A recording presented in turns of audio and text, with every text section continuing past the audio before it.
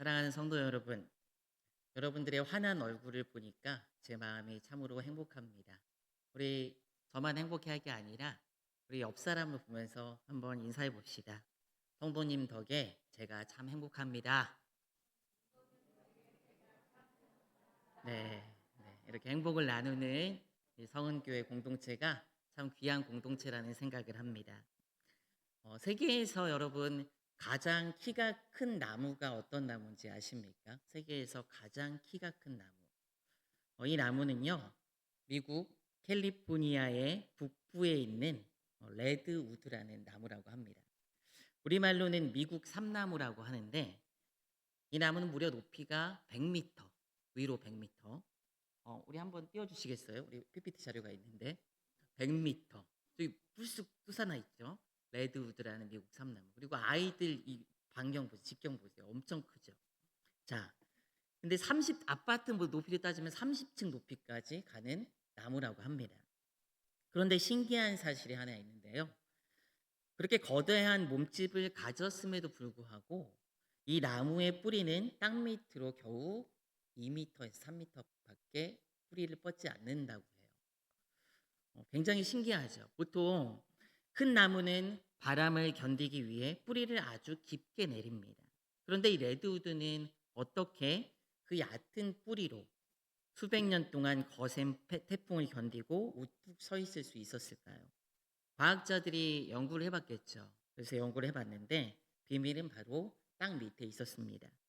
레드우드는 홀로 서 있지 않았습니다. 이렇게 서로 뿌리가 얽히고 설켜서 거대한 그물망 같이 형성이 돼 있다고 해요.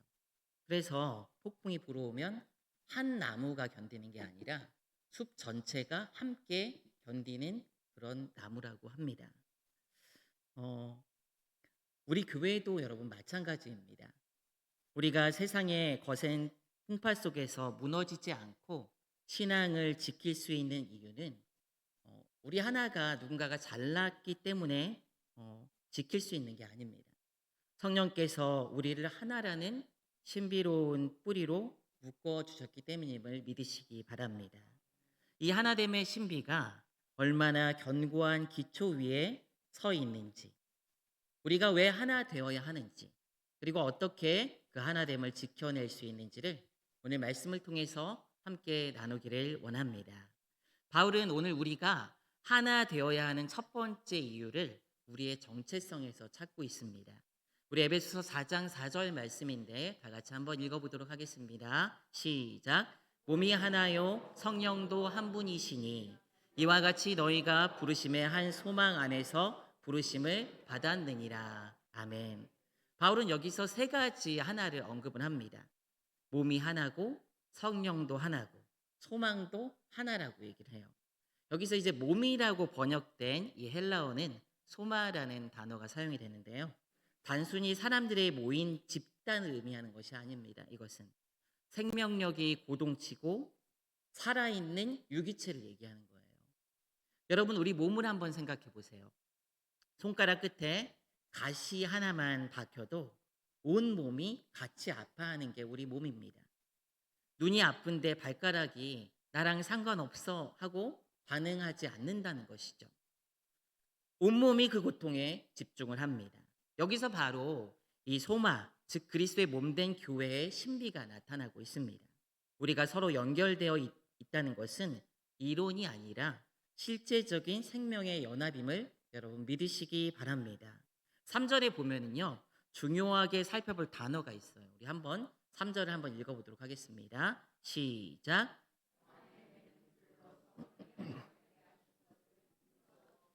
아멘. 여기서 지키라라는 이 말은요. 헬라어로 테레인이라는 단어가 사용이 되는데 이미 주어진 보물을 빼앗기지 않도록 파수꾼처럼 감시하고 보존하는 모양을 담은 단어입니다. 우리는 하나가 되기 위해 노력하는 존재가 아닙니다, 여러분. 하나 돼야 돼. 우리 하나잖아. 우리 하나 돼야 돼. 하나 되기 위해서 노력해야 돼. 이렇게 얘기를 해요. 그런데 하나가 되기 위해서 노력해야 되는 존재가 아니라요. 이미 하나 된 것을 지켜가기 위해서 노력해야 되는 존재들이 바로 우리 존재임을 믿으시기 바랍니다. 하나됨은 이미 하나님께서 이루셨어요. 이미 이루셨어요. 성령께서 우리 안에 내주하시면서 우리를 각각 그리스도의 지체로 부르셨습니다. 우리는 본질적으로 분리될 수 없는 존재예요. 말씀으로 따지면 분리될 수 없는 정체성을 가진 존재라는 거예요. 그래서 우리가 노력해야 되는 것은 하나 되기 위해서 노력하는 게 아니라 이 하나 되게 하신 하나님의 은혜를 지켜가는 거예요. 그래서 파수꾼처럼 이 테레인이라는 동사가 얘기하는 것처럼 지켜가는 것이 필요한 것입니다. 우리는 이미 예수 그리스도 안에서 하나임을 믿으시기 바랍니다. 성도 여러분, 우리 옆에 있는 성도님과 우리는 성격이 안 맞을 수도 있어요. 그렇죠. 집안만 봐도 그렇죠. 아내랑 남편이랑 성격 맞아서 삽니까, 여러분? 그냥 살죠, 그냥. 그리스도 안에서 그냥 하나님께서 맺어주신 그 약속 믿고 살아가는 겁니다. 제 아내를 제가 사랑하지 않는 건 아닙니다. 어쨌든 사랑하면서 살아가는 거예요, 그냥. 맞춰가면서. 하나이기 때문에. 이미 하나이기 때문에 약속 안에서. 우리 주변에 있는 성도님들과 성격이 안 맞을 수 있어요. 정치적인 견해도 다를 수도 있습니다. 살아온 환경이 천차만별입니다. 하지만 기억하십시오. 우리는 같은 성령의 숨결을 나누어 마시는 한 몸입니다. 우리가 서로를 비난하거나 외면하는 것은 내 왼손이 내 오른손을 칼로 찌르는 것과 같습니다. 결국 내 몸을 상하게 하는 것이죠. 혹시 요즘 마음이 상해서 공동체와 거리를 두고 계신 분이 계신지 모르겠어요, 주변에. 나 혼자 신앙생활하면 되지. 하나님만 믿으면 돼, 그냥. 그러면서 주변에 다른 분들하고 교제하지 않고 혼자 그냥 신앙생활 한다고 생각하시는 분이 있으신지 모르겠습니다. 그것은 마치 몸에서 떨어져 나간 손가락과 같은 것입니다. 손가락은 몸에 붙어 있을 때만 생명이 유지되고 제 기능을 발휘합니다. 우리를 하나 되게 하신 성령의 은혜 안에서 다시 들어오시기를, 은혜 안으로 다시 들어오시기를 주님의 이름으로 축원드립니다. 또 그런 분들이 있다면 권면해 주시기를 주님의 이름으로 부탁드립니다. 그렇다면 이 하나됨을 유지하게 만드는 강력한 중심이 있는데요. 이것을 살펴볼 필요가 있습니다. 하나됨을 유지하는 강력한 중심. 우리 에베소서 4장 5절 말씀 다 같이 소리내서 읽어보겠습니다. 시작. 세례도 하나요. 바울은 이제 우리의 시선을 우리가 믿는 예수님께로 돌리게 됩니다. 주도 한 분이시오. 여기서 주는 헬라어로 퀴리오스라고 하죠. 당시 로마 사람들에게 이 퀴리오스는 오직 황제 한 사람에게 쓸 수 있는 단어였습니다. 그런데 바울은 지금 감옥에서 외치고 있어요. 여러분, 진짜 우리의 주인은 오직 예수 그리스도 한 분밖에 없습니다. 라고 강하게 지금 이 편지를 통해서 외치고 있는 것입니다. 교회가 하나 되지 못하는 가장 큰 이유는요. 주인이 너무 많기 때문에. 주인. 내 경험이 주인 노릇하고 내 자존심이 주인 노릇하고 내 생각과 내 목소리가 주인 노릇하려고 할 때 공동체는 깨지게 마련입니다. 하지만 우리 모두가 진정으로 예수님을 나의 퀴리오스, 나의 주님으로 인정하고 모신다면 이 갈등은 사라지게 됨을 여러분 믿으시기 바랍니다. 종이 주인 앞에서 자기 주장을 펼 수가 없죠. 그것처럼 우리는 예수 그리스도 앞에서 자기 주장을 내세우는 것이 아니라 주님 말씀하시옵소서 듣고 따르겠나이다 순종하며 따라갈 수 있는 우리 모두가 되시기를 주님의 이름으로 부탁드립니다. 이어서 바울은 이렇게 얘기합니다. 믿음도 하나요, 세례도 하나다. 우리가 구원받은 방식이 똑같다는 말이에요. 구원을 다 똑같이 이렇게 받았다는 거예요. 박사학위를 가진 사람이나 그를 모르는 사람이나 부자나 가난한 자나 오직 은혜로라는 그 길을 따라서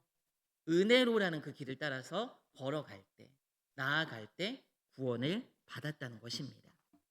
우리가 받은 세례는 그리스도와 함께 죽고 그리스도와 함께 살았다는 공적인 선포입니다. 이제 우리 교단의 보수 신학의 뿌리라고 할 수 있는 박형용 박사님이라는 분이 계세요. 신학을 잘 세우신 뼈대를. 근데 그분이 이렇게 말씀하셨어요. 모든 신자는 동일한 복음의 진리를 고백하고 동일한 성령의 감화 아래 있을 때 진정한 연합이 일어난다라고 말씀하셨습니다. 어느 시골 교회 오케스트라가 연주를 준비하고 있었습니다. 그런데 바이올린 연주자와 플룻 연주자가 서로 자기 소리가 더 중요하다고 싸우는 거예요. 연습은 엉망이 되고 분위기는 냉랭해졌습니다. 그때 지휘자가 조용히 단상에 올라와서 지휘봉으로 고면대를 똑똑 쳤습니다. 그리고 한마디 했습니다. 여러분, 관객들을 보십시오. 그리고 저를 보십시오. 우리가 누구를 위해 연주하고 있습니까? 그 한마디를 하고 연주자들은 연주자들의 그 연주를 이끌기 시작합니다. 그리고 그날은 교회 역사상 가장 아름다운 찬양이 울려 퍼졌다고 합니다. 우리 교회 지휘자는 누구입니까, 여러분? 우리 교회 지휘자는 누구입니까? 여러분의 가정의 지휘자는 누구십니까? 목사도 아니고요. 장로도 아니고 유력한 권사님도 아닙니다. 오직 예수 그리스도이심을 믿으시기 바랍니다. 우리가 그분께 시선을 고정할 때 우리의 불협함은 멈추고 거룩한 하늘의 멜로디가 우리의 삶 가운데, 우리 교회 가운데 울려 퍼지게 됨을 믿으시기 바랍니다. 마지막으로 바울은 이 모든 하나됨의 궁극적인 근원이신 성부 하나님께로 우리의 시선을 다시 안내를 합니다. 우리 에베소서 4장 6절 말씀을 다 같이 한번 읽어보도록 하겠습니다. 함께 읽습니다. 시작. 하나님도 한 분이시니 곧 만유의 아버지시라. 만유 위에 계시고 만유를 통과하시고 만유 가운데 계시도다. 아멘. 이 말씀은 정말 웅장합니다. 하나님이 만유의 아버지, 모든 것의 아버지라고 지금 말씀하고 계세요. 여기서 만유는 헬라어로 판톤이라는 단어가 사용이 되는데 말 그대로 진짜 모든 것이에요. 모든 것. 일상에 존재하는 그 모든 것을 얘기합니다. 모든 것의 주인이신 우리 하나님을 얘기하고 있어요. 하나님은 단순히 우리 몇몇 사람, 믿음의 사람들의 아버지가 아니라 온 우주의 통치자시며 모든 믿는 자의 근원이 됨을 여러분 믿으시기 바랍니다. 이 구절에서 사도 바울은요, 세 가지 전치사를 사용합니다. 첫째는 뭐뭐 위에라는 에피라는 전치사를 사용하고요, 헬라어로. 그 다음에 뭐뭐를 통과하고라는 디아라는 전치사를 사용하고요. 그 다음에 마지막으로 뭐뭐 가운데라는 엔이라는 전치사를 사용합니다.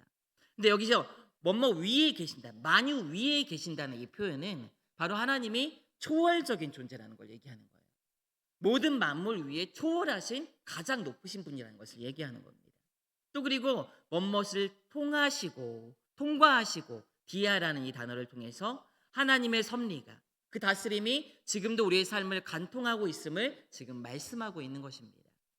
마지막으로 뭐뭐 가운데 엔이라는 이 단어를 통해서 하나님이 우리와 멀리 떨어져 계신 분이 아니라 우리의 심령 속에, 우리의 모임 가운데, 우리의 공동체 가운데 우리 안에 계신 분이라고 성경은 말씀하고 계시는 것입니다. 존 칼빈은 이 본문을 주석하면서 이렇게 얘기했어요. 하나님께서 우리 모두의 아버지가 되셨다는 사실보다 우리를 더 강력하게 하나로 묶어지는 유대는 없다. 우리가 서로 형제 자매라고 부르는 이유는 단순히 같은 종교를 가졌기 때문이 아닙니다. 하나님의 거룩한 생명의 씨앗이 우리 모두의 영혼에 심겨져 있기 때문임을 믿으시기 바랍니다. 이 하나됨의 내용은 성경을 관통하는 흐름이에요. 이 하나됨이 에덴 동산에서 인간의 죄로 인해 하나님과 분리가 되었죠. 인간이요. 가인과 아벨처럼 형제 사이도 갈리게 됩니다. 바벨탑 사건으로 인류는 뿔뿔이 흩어지게 됩니다. 죄가 시작된 지점부터 점점점 흩어지는 거예요. 깨어지고 흩어지는 거예요. 그러나 예수 그리스도께서 십자가에서 자기 육체를 깨뜨려 막힌 담을 허무시면서 이 하나됨이 이루어지게 됩니다.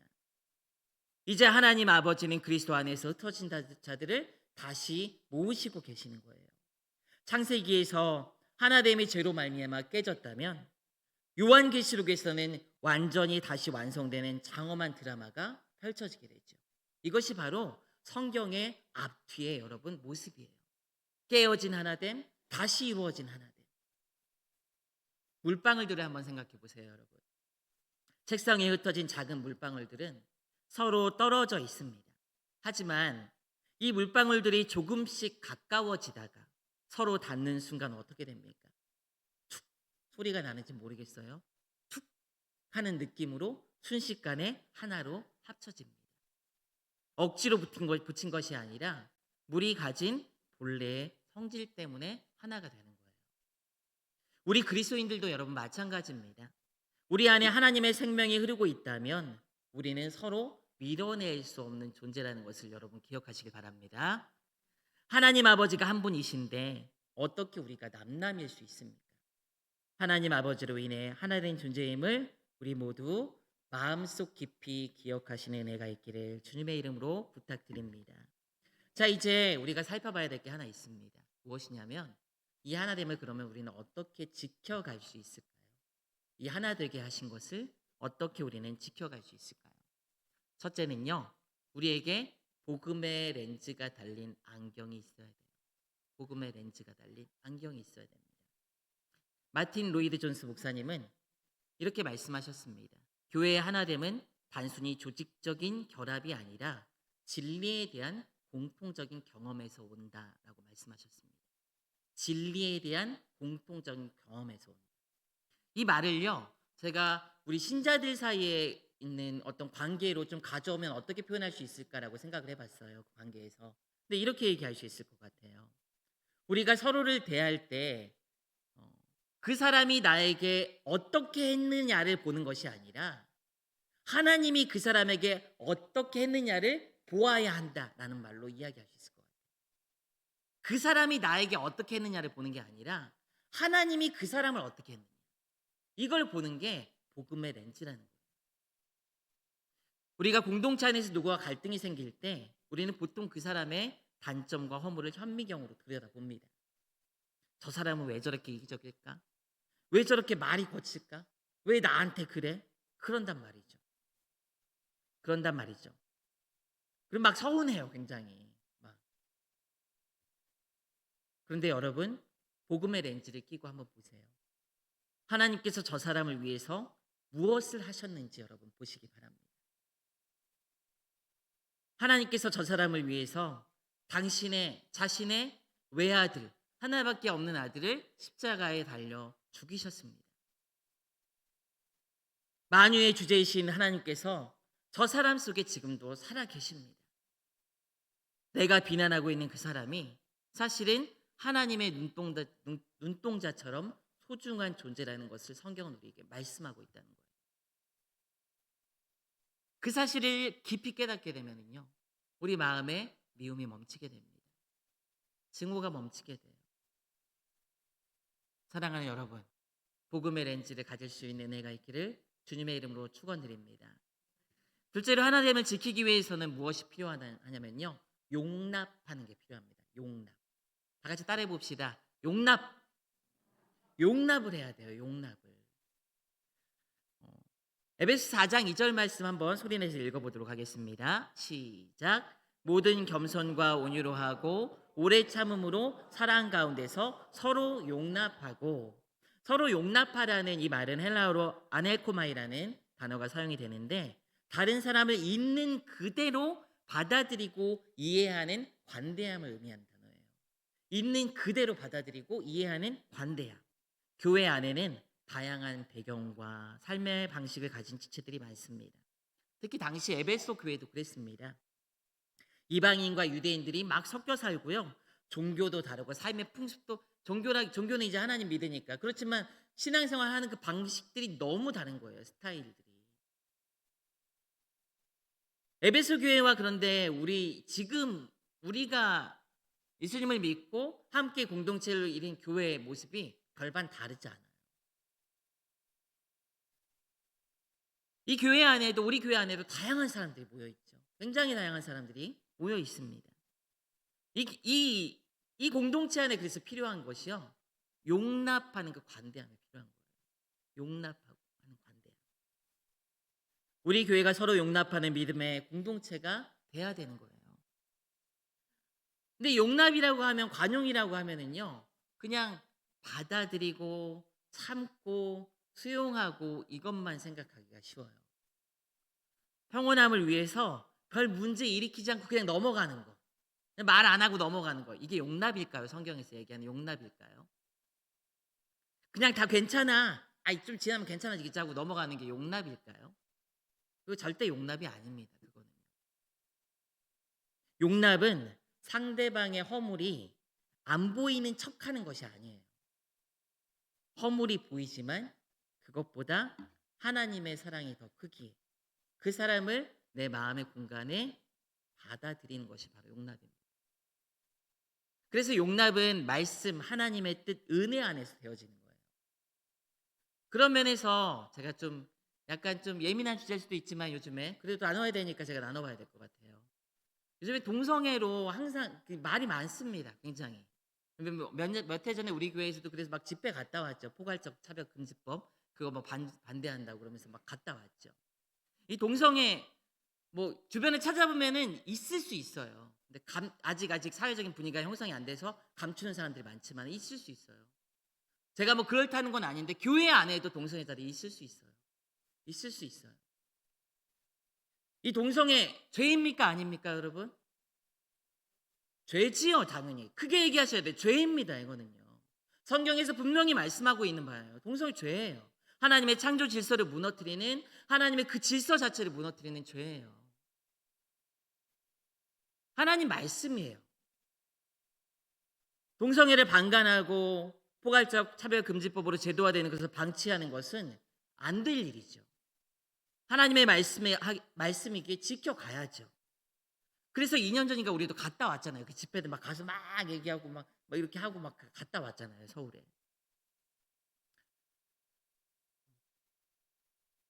절대로 동성애자들이 한 행동과 그 주장들 그것을 교회에선 수용하지 않습니다. 받아들이지 않는 거예요.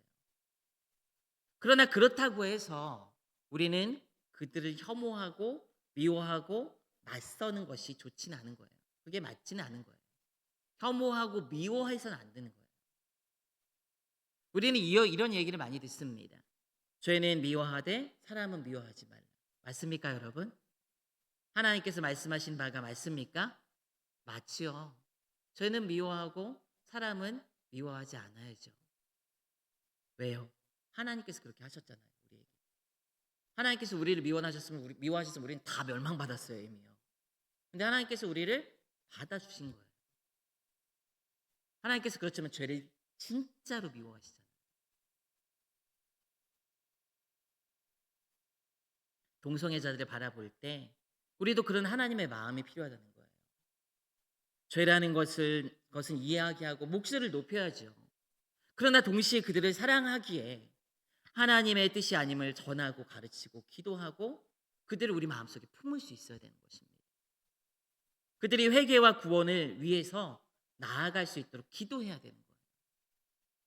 이렇게 서로 용납한다는 것은 진리가 아닌 것에 대해서 넉넉하게 품어주고 죄에 대해서는 단호히 말씀의 기준을 지키는 것이 바로 성경적인 용납인 것입니다. 그러나 동시에 그 죄에 빠진 영혼을 정죄하거나 혐오하는 것이 아니라 긍휼히 여기며 기도하는 넉넉한 품을 갖는 것. 이것이 성경이 말씀하는 참된 복음적 용납임을 여러분 믿으시기 바랍니다.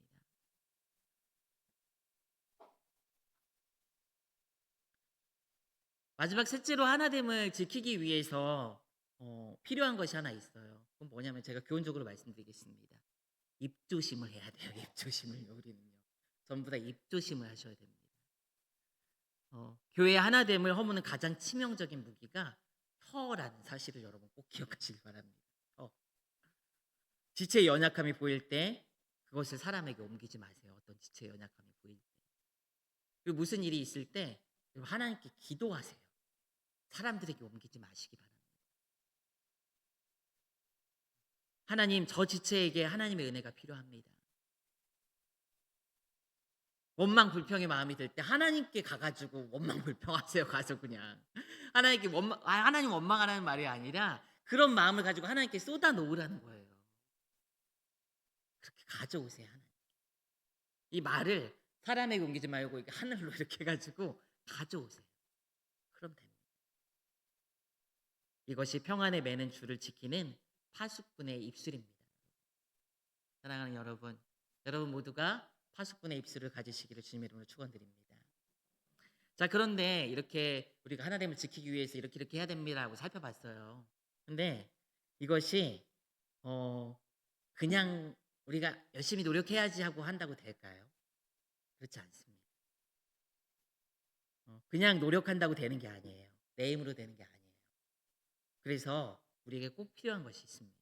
바로 성령 충만입니다. 갈라디아서 5장 22절에서 23절까지는 이렇게 말씀합니다. 우리 다 같이 한번 읽겠습니다. 시작. 오직 성령의 열매는 사랑과 희락과 화평과 오래 참음과 자비와 양성과 충성과 온유와 절제니 이것을 없느니라. 아멘. 에베소 4장 2절에서도요. 성령이 하나됨을 지키기 위해서 네 가지 덕목을 말씀하고 있습니다.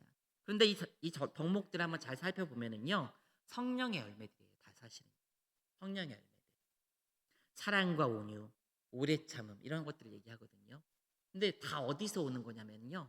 성령의 열매. 성령의 열매. 사람의 사랑으로는 사람의 겸손으로는 사람의 오래 참음으로는 사람의 온유로는 한계가 있습니다. 한계가 있어요. 이런 열매들이 온전히 맺히려면 성령의 능력이 우리 가운데 충만해야 되는 거예요. 성경에서 이야기하는 이런 덕목들은 그래서 해야지라고 그냥 결심한다고 막연히 되어지는 게 아닙니다. 예수 그리스도의 사랑, 그 오래 참음, 그리스도 온유는 우리가 생각하는 그런 수준의 사랑이 아니에요. 인간의 사랑은 변합니다. 조건적이기도 합니다.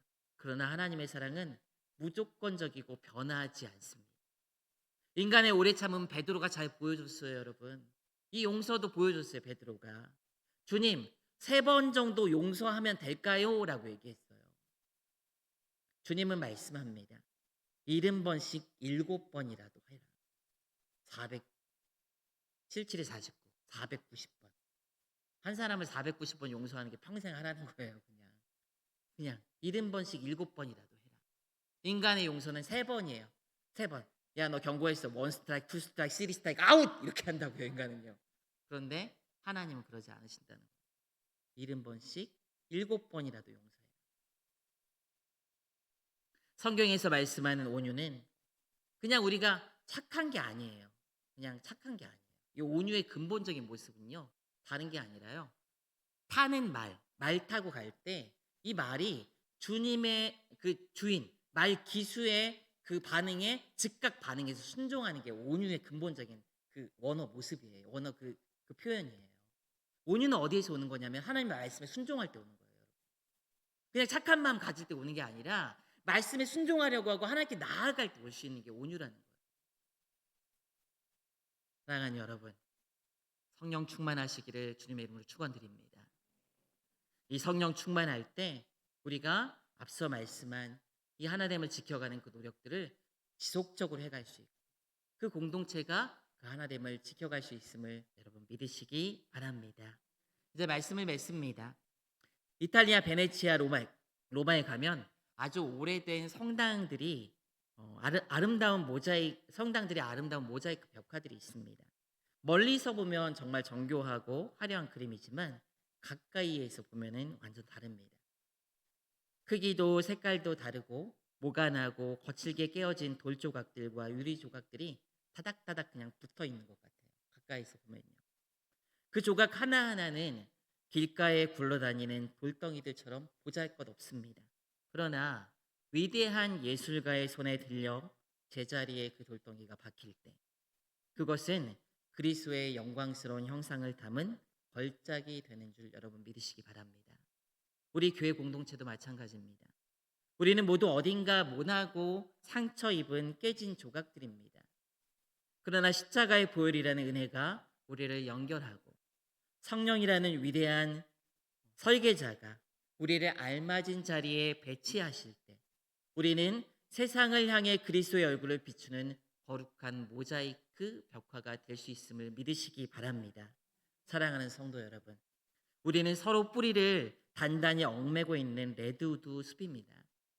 내가 흔들리면 내 옆의 지체도 위험해지고 내 옆의 지체가 든든히 서야 나도 거센 풍파를 견딜 수가 있는 것입니다. 이번 한 주간 여러분의 가정과 직장 그리고 교회 공동체 안에서 하나됨의 파수꾼으로 살아가시기를 주님의 이름으로 부탁드립니다.